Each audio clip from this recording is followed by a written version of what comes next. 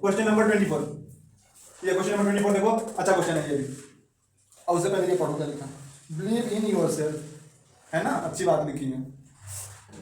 तो खरीदा थोड़ी ना, ये गिफ्टेड है, ऐसे ही गिफ्टेड है, गिफ्टेड। देखो इधर,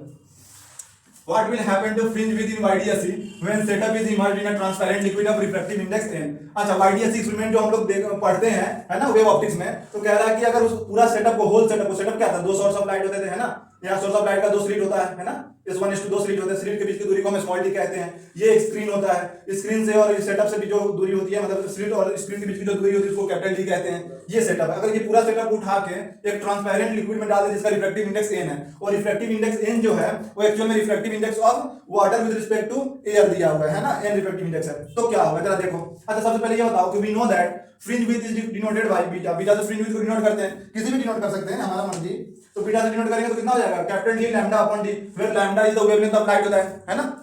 कौन सी लाइट की, जो यहाँ पे सोर्स होगा, यहाँ पे सोर्स ऑफ लाइट जो होगा यहाँ पे, उस लाइट की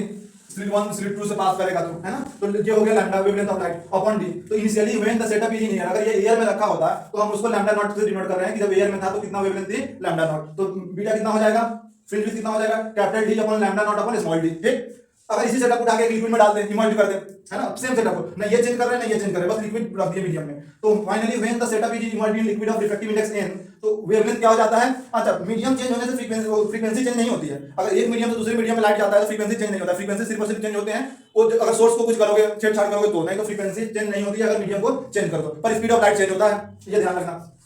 तो वेवलेंथ कितना हो जाएगा, चेंज हो जाता है, लैम्डा नॉट बाय n हो जाएगा। ठीक, ये प्रूव अभी करके दिखाएंगे कैसे चेंज हो जाता है, लैम्डा नॉट बाय n कैसे मान लें हम, कितना ही होगा, अभी प्रूव करके दिखाएंगे। तो बीटा डैश कितना हो जाएगा, नया fringe with capital D lambda dash upon small D, ये दोनों तो चेंज नहीं हो रहे हैं, तो इसलिए डी लैम्डा डैश की जगह लैम्डा नॉट अपॉन n कर दो, तो ये हो जाएगा D capital D lambda not upon D into n। अब जरा बताओ, इसको हम ऐसे लिख सकते हैं क्या, beta dash equal to D lambda not upon n into D है, तो क्या हम D lambda not upon D को b लिख सकते हैं, ये तो इनिशियली था, है ना, fringe width initial fringe width था, तो ये हो जाएगा b अपॉन हो जाएगा n, तो यहीं पे होगा कि फ्रिंज विड्थ होगा n टाइम्स डिक्रीज कर जाएगा, क्या हो जाएगा, n टाइम्स डिक्रीज कर जाएगा। अब रही बात की lambda dash equal to lambda not by n कैसे आया, तो जरा ध्यान से देखो, हम लोग पढ़े होंगे कि रिफ्रैक्टिव इंडेक्स से मीडियम का n इक्वल टू होता है c by v, speed of light in air upon speed of light in that medium, है ना, और ये होता है refractive index of that medium with respect to air. तो n गिवन है, तो यहाँ पे v velocity of light in that medium, medium का मतलब velocity of light in that medium हो जाएगा अपना c by n, बोलो सही है कि नहीं, और c कितना होता है, lambda naught wavelength of light in,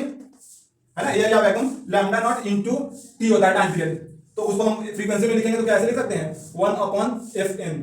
frequency और इनटू n, समझ में आया। ये f से फ्रीक्वेंसी, हालांकि फ्रीक्वेंसी को न्यू से डिनोट करते हैं, ऐसे वाला देखो, ऐसे वाला, लेकिन हम f से डिनोट कर रहे हैं, फ्रीक्वेंसी हो जाएगा, बताओ सही।